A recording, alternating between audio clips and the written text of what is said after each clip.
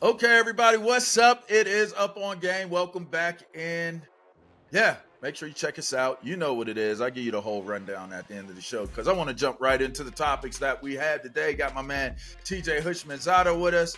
Bruh, Caleb brought up Caleb Williams. It brings up an interesting scenario. Heard this on the Dan Patrick show. Take a listen. This is from Inside USC with Scott Wolf. And it reads as follows. In NFL coaching circles, the talk is that Lincoln Riley is putting out feelers about taking a job in the NFL next season. To be clear, this chatter was going around last week and has nothing to do with USC's loss to Notre Dame. The word is Riley would be open to an NFL job if he could follow Caleb Williams to the same franchise.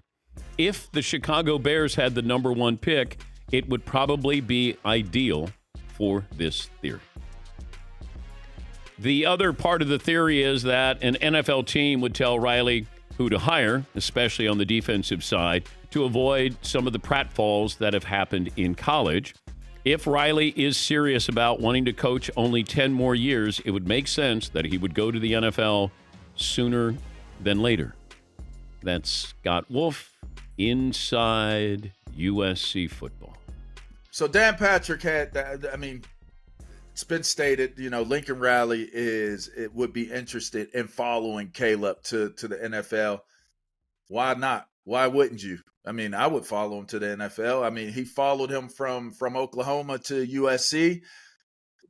There's a strong possibility that there could be a coaching vacancy in Chicago after this season, and they get, I do believe, the 1 and 2 overall pick this year that they acquired from the Carolina Panthers.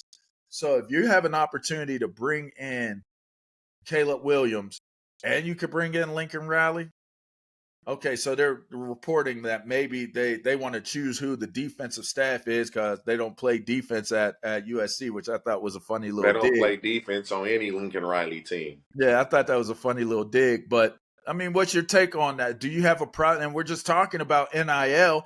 I mean, do you have a problem with a coach just being able to say, hey, this is my horse, this is my bell cow, and I'm going to ride him all the way to the end of my career. So if it gives me the opportunity to get an NFL job, I can increase my value and go to the NFL through him going to the NFL. I'm going too. Do you got a problem with that?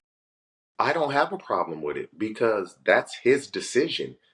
And I've been saying this for years. Players should have the same leeway to make decisions that are best for them that the coaches have always done. And finally, now guys are like, okay, the players should be able to transfer. This is just fairly new, but I've been saying this for years. Back to Lincoln Riley, Caleb Williams, hey, I'm going to USC. I want you to come with me. Okay, I'll follow you, coach. All Lincoln Riley is doing is say, hey, baby, I got you. I'm going to return the favor. Lincoln Riley he's smart. He believes that much in Caleb Williams' talent as a player, his character as a person, that he's willing to leave Los Angeles to go to Chicago Bears, if that's the case. And it's really crazy because coaches normally don't do this type of thing.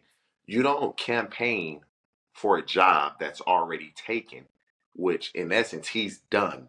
He's campaigning for the Bears job, and he's saying, hey, get Eberflus up out of there. I want this job. And guess what? They put word out, Caleb will not go to X team. But if Caleb will have Lincoln Riley, Caleb will go to X team. So to me, if this is something that when I say they, it's Caleb Williams and Lincoln Riley want to do, it's going to happen. And Lincoln Riley will be the head coach of the Chicago Bears. Caleb Williams will be the quarterback of the Chicago Bears. Marvin Harrison Jr. will be the receiver. And those two will play together the entirety of their career. That's how I envision it going because they're going to draft Caleb Williams and probably Marvin Harrison Jr. And I don't have a problem with it at all. He's been trying to get facilities built at USC.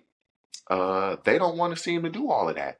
Okay, I'm going to leave and go to the National Football League. Word is, Lincoln Riley doesn't want to coach football. He doesn't want to be a lifer. You don't want to go through coaching not trying at the highest of levels in the NFL. Let me see how can I go against Belichick and Andy Reid's and the McVays and the Shanahans and the Mike Tomlins of the world. He wants to see and compete against those guys. I'm 100% all for it. I actually hope it happens.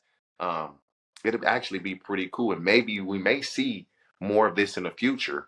A guy that's really tight with his quarterback. Hey, let's see if we can do what Lincoln and Caleb did. I like it. It's somewhat kind of happened with Cliff Kingsbury, somewhat kind of sort of in a weird type of way, but not really. But I don't have a problem with it either. And another thing that popped up was Caleb said he wanted ownership of the team that he got drafted by. I know we've had this conversation in the past. I thought that was pretty interesting that he brought that up as well. But yeah, I don't have a problem with it. If you get a guy that I dealt with coaches that didn't understand me. Now, I'll say this. You can look at the guy that coached me in college and be like, it's kind of cringe because of everything that happened, but he understood me. My coach in college understood me. I'll leave him nameless, but if I could have took him anywhere I went in the NFL, I would have been a Hall of Famer because he understood me. And the things that he did were and not just selfishly speaking, because I think he understood what he needed to understand from the guys he needed to understand it from. He knew how to use Brandon Short. He knew how to use Mac Morrison. He knew how to use Courtney Brown. He knew how to use the guys that were on our defense. And it gave us the opportunity to put our best foot forward. I didn't have that in the pros. I had it a little bit with Marvin, but I just felt like Marvin was too into himself and wanted credit for everything. So you couldn't be the reason why. It had to be he was the reason why. So there had to be an issue like he saved you or something like that. And I just never liked that. I never got down with that.